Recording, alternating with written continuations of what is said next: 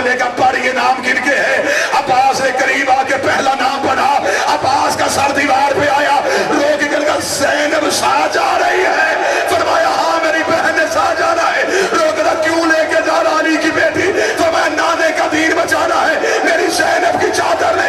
عباس دوڑ کے رقیہ کے حجرے میں گیا، رو کہا مجھے اپنی چادر دے، بہن کی چادر لی، حسین کے قدموں پہ رکھی، رو کہا میری بہن کی چادر سے تیرے نانے کا دین بچتا ہے، رقیہ ساتھ لے جا، زینب مدینے۔ حوصلہ حوصلہ، تھوڑی اجازت ہے نا، میں تمہیں عالیہ کا گھر سے نکلنا سنا،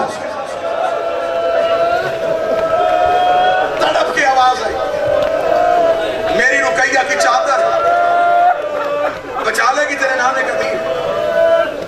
حسین کی آواز ہے دین کو چادریں نہیں چاہیے، دین کو چاہیے علی کا لہجہ، دین کو چاہیے عالیہ کا خطبہ، عالیہ کو ساتھ جانا ہے۔ مردوں کے گھوڑے محلہ بنی ہاشم میں آ گئے، مستورات کے محمل سج گئے، ہر ایک آقا زادی نے اپنے گھر کا دروازہ کھولا، شہزادیاں بیٹھ گئی محملوں میں۔ بنی ہاشم کا محلہ علامہ حسین بگجاڑا لکھتے ہیں، کالی کناتوں کے ساتھ عباس نے پورے محلے کا پردہ کیا ہوا تھا، محلے میں بیٹھے ہوئے تھے اونٹ، اونٹوں میں آ کے بیٹھ گئی شہزادیاں۔ عباس کا گھوڑا حسین کے قریب آیا، کریم کی آواز آئی عباس، سارے آ گئے؟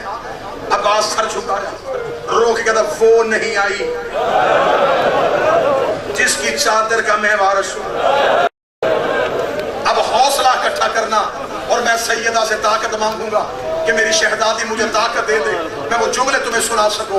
فرمایا مولا ابھی آقا زادی نہیں آئی۔ حسین نے اکبر کو دیکھا، قاسم آگے بڑھا، اون محمد پیچھے دوڑے، حسین نے ہاشمیوں کا نرگہ بنایا۔ حسین چلتے چلتے آئے عالیہ کے دروازے پہ، جیسے رسول صحرا کے دروازے پہ رکتے تھے۔ حسین کی آواز ہے السلام علیکہ یا اہل بیت نبوہ و معدن و رسالہ، اہل بیت نبوت تم دے میرا سلام۔ اندر سے آواز ہے علیکہ السلام یا ابن رسول اللہ، رسول کا بیٹا تجھ پہ بہن کا سلام۔ حسین کی آواز ہے عالیہ اگر تو کہے تو چلے، اتنا کہنا تھا شہزادی کی اندر سے آواز ہے حسین تو کہے تو میں گھر سے نکلوں، اتنا جملہ کہنا حسین کی داڑھی آنسوں سے بھری۔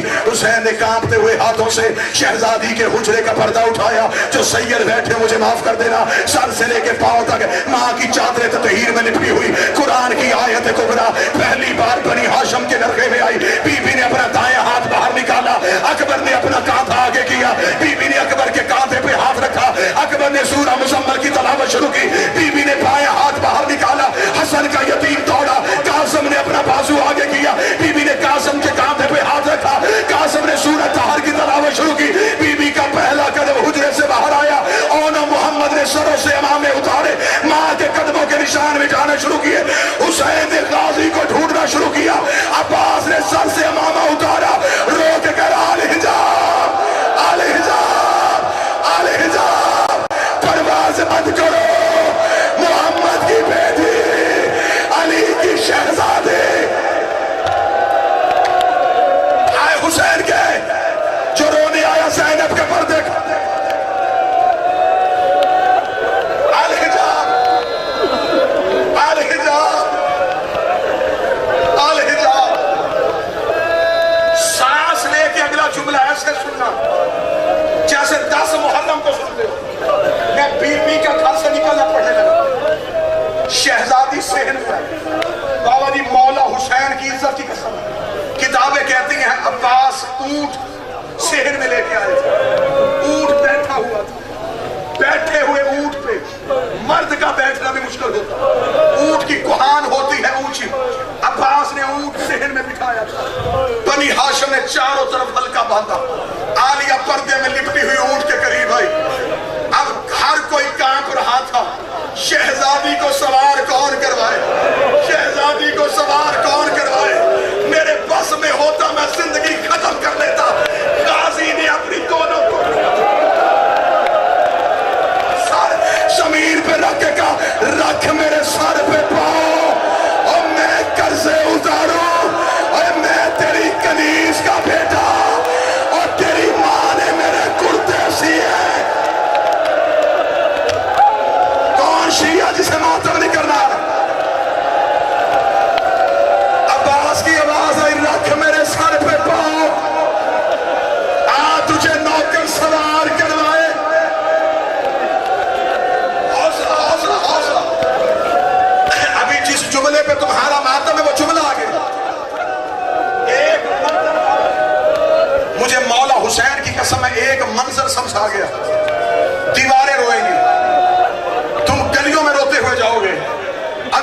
منظر سمجھا سکا جو منظر کتابوں میں لکھا ہے.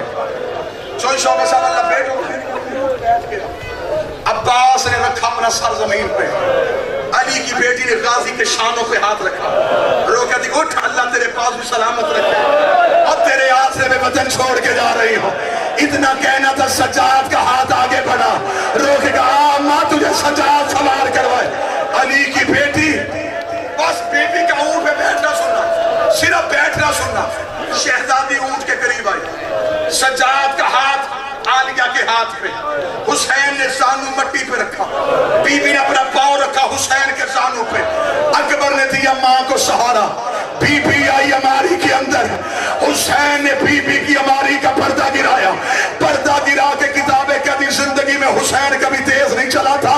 ادھر عالیہ اونٹ پہ بیٹھی, زینب کے اونٹ نے دونوں کھٹنے زمین پہ اٹھنے کے لیے لگائے. حسین تیز قدموں سے دوڑے, حسین نے دوڑنے سے پہلے اکبر کو دیکھا, ادھر سے اکبر دوڑا, ادھر سے قاسم دوڑا. ہاشمی اپنے اپنے گھوڑوں پہ بیٹھے, ہاشمیوں نے تلواریں